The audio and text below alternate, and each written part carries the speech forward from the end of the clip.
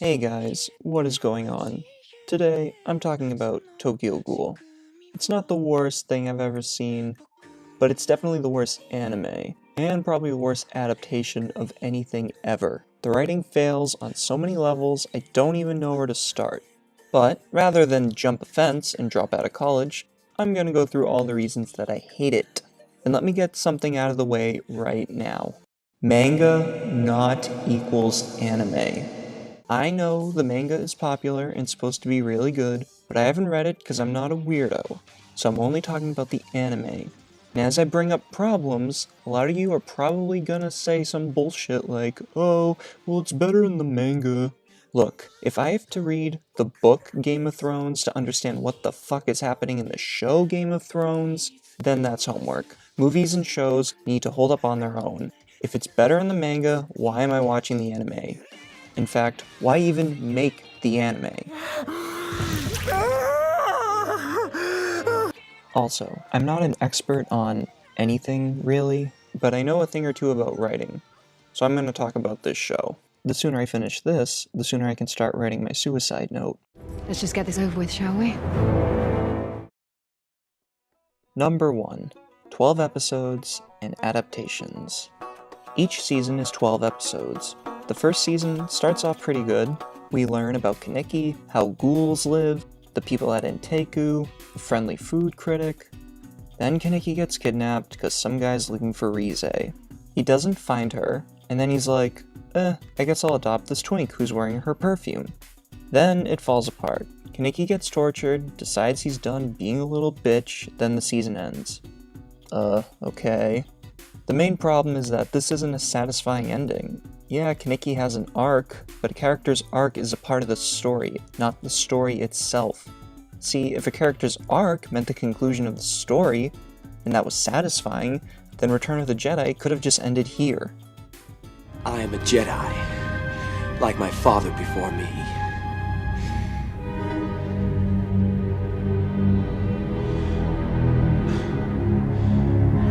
So be it, Jedi. Did the Death Star blow up? Did the Rebels win? It wouldn't have mattered. Kaneki can have this arc, but it wasn't like the season was building up to this battle between him and Jason. But the biggest problem with the show is that the pacing is so fucked. When you adapt a story, you have to cut and adjust things. It is a very complex and rarely used process called a rewrite.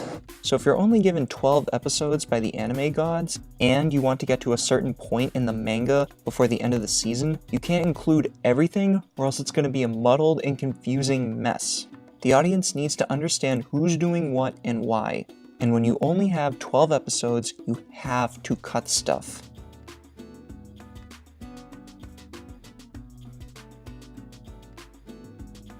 What actually keeps me from slitting my wrists is the main characters. There's some great moments with them, but since the writers suck, I gotta bitch about this too. So when writing or adapting a story, there's two important questions. How many significant characters, and how much time they get to develop. In writing, there's this thing called data overkill. If you feed the audience too much information too fast, they get confused and suicidal. Oh wait, that's just me. All the minor characters suffer because they're not given enough time to develop. I don't know any of these characters' names, who they are, what they want, or why they're here. Usually a character is introduced with a little title, but that doesn't mean I'm going to remember who they are, or how important they are. We also get way too much unnecessary information about certain characters. A good example is Kane. He sacrifices himself to save Shu, but we didn't need a multi-episode arc about his life, his upbringing, who he's lost, and his love for Shu. He's not a bad character, I actually wish he was in it more, but everything with him was pointless. He wasn't a main, he just derails the plot. Not enough information is bad too. I honestly didn't know Ito had a name. She's pretty important, I guess, but we don't know anything about her until way later. She's always randomly inserted into scenes and has no impact on the plot. She's just always standing around, sometimes she's sitting, sometimes she's standing. With this show, I'm always wondering what the fuck is going on. Again, it goes back to pacing. But also, there's a lot of stuff that could be fixed by just showing the audience a few things. Besides the fact that ghouls exist in this world, everything else seems normal. We rarely see ordinary people. There's no propaganda, no protests, no angry assholes yelling on TV, nothing to indicate that the society has a problem with ghouls. We get very little information about how people live their lives and how the government functions. Also, I guess the Washus or whatever run the CCG, but I didn't know that until the fucking end. We get introduced to 3rd grade investigators, 1st graders, specialists, special needs, but I don't know what the chain of command is. It's always some guy in a control room yelling at a large army to go kill themselves. Meanwhile, I'm just sitting here, asking questions, getting confused, and Googling least painful ways to end it all. So we have a world we barely understand, inhabited by a bunch of boring video game characters. Everyone can either dodge these impossible to escape attacks, or get torn to shreds and regenerate in a few minutes. Now, I completely understand that movies and TV shows aren't realistic, but I can still watch those. The key is that we need to know the rules of the universe, or else it gets really boring. For those who are too stupid to understand this, let's take a look at some classic monsters. Take werewolves and vampires. Werewolves come out during a full moon and you kill them with a silver bullet. Vampires hate sunlight, and you kill them with a wooden stake through the heart. Point is, we need to know how someone can die. It could be with a certain weapon, a weak spot on their body, or maybe something else. There are many examples of this. Its blood was on the leaves. If it bleeds, we can kill it.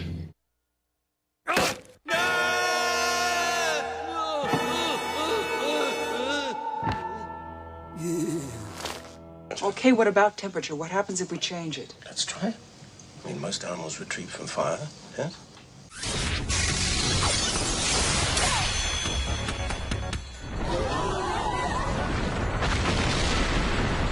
The attackers can be stopped by removing the head or destroying the brain. When we know how someone or something can die, it creates tension. I say this because I still don't know what it takes to kill a ghoul. Every time someone gets stabbed, maimed, shot, ripped in half, decapitated, castrated, and thrown into a wall at 80 miles an hour, I don't know if they're dead or just stunned. Characters are relatable when they are vulnerable, not when they are invincible. If you're going to show that these ghouls can endure some serious shit, there needs to be rules.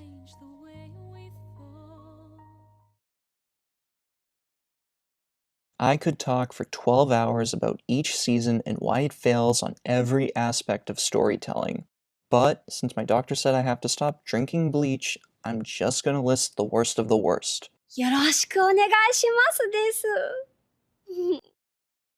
Route A. Route A makes me want to drive into a telephone pole. A lot of you weebs hate this season because Kaneki joins Agori, but I'm fine with this. And even if I read the manga, which I don't because I'm not a nerd, wait, books and TV are not the same thing. So one of the big plot points is the prison break, and already things don't make sense. Why are the ghouls breaking in? Okay, they wanted to bust out this guy, but does he show up again after this? No. Why is Kaneki fighting him? I don't know. But okay, here's the absolute worst thing about this season. Ready? After a bunch of non-related, boring, confusing, depression-inducing episodes, Shinohara, on a fucking hunch, is like, oh shit, I think the owl is hiding in this Starbucks. Does he mean this owl? Or is it this owl? Or what about this owl? Oh my god. And when Shinohara says this, all these cold, calculating, strategic CCG people are all like, oh shit fam, let's go check it out. Let's send this army.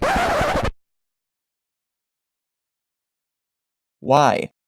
This super important plot point which sets the entire ending in motion is given 3 seconds to develop. Why fuck around with Toka, the prison bullshit, the owl backstory, you know, shit that has no impact on the plot? That could have been a season-long thing. Shinohara finds Inteku, likes it, becomes a regular, then someone like the twerp fucking does or says something that makes Shinohara realize they're all ghouls. So instead of that, now we're forced to endure this clusterfuck of an ending. I don't know where anyone is, who's attacking and why, and I don't even care. It's rushed, confusing, and results in hundreds of pointless deaths. Re is worse than watching your dog get run over. For no reason and with no setup, the CCG suspect the Tsukiyama family are a bunch of ghouls. Oh, and I guess they're super rich and run an important corporation, but instead of setting this stuff up, we spend so much time with Kane, his past, his secret love for Shu, then he dies. Also, the show seems to do this a lot, but it's the dumbest and laziest way to get an emotional reaction from your audience. You develop a minor character with a flashback or two, or a bunch of screen time out of nowhere, then kill them off. Oh no, that character who I met 3 episodes ago just died, but I knew a lot about him. I guess Shu's family owns a bunch of buildings, but the CCG immediately knows which one to go to so everyone can have a fight. Shu's dad gives himself up, but is immediately rescued, which makes Shu's arc of carrying on the family more pointless than Toka's schooling in Route A. The dad's rescue also makes everything in the end pointless. Why not just let Shu get captured too if you're gonna bust out? Or why not fight at the house? Did we really need another office building setting? Part 2. This is the worst thing in the history of things. Everything is so wrong it hurts my brain. The episode Bonds is this season in a nutshell. I hate this episode more than life itself. Toka and Kaneki, who have zero chemistry, have sex, get pregnant, and get married all in 20 minutes. They've barely shared a scene together since season 1. Remember, in the context of the show, Kaneki was highs in all of season 3, which takes place at least 2 years after the raid on Inteku. So he shows back up, and Toka's all ready to hop into bed with him. Oh, and I guess this guy is our main antagonist? You know, the guy who's been in the background for 3 seasons? And if Kaneki didn't get on your nerves before, he probably does now. He wants to bring peace between humans and ghouls, so he has to do everything himself. But we never know what his fucking plan is.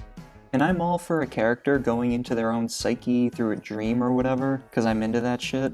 I use it to escape my empty fucking life. But everything here is on the nose, boring, and redundant. We already know this shit. Why are we wasting time on it? The second season of Re is like a nightmare. You're fine 1 minute, then you're in a horrible situation and you're like, what the fuck is happening?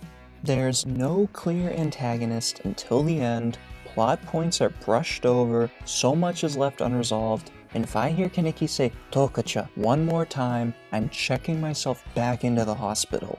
If it's supposed to be the last season, it was all the more reason to stray from the manga.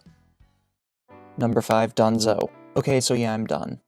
If the show is made for people who only read the manga, then each episode should really start with a blurb that says, Warning, you will not understand anything that is going on unless you read the Tokyo Ghoul manga first. Fuck you, and please go read books 8 through 13.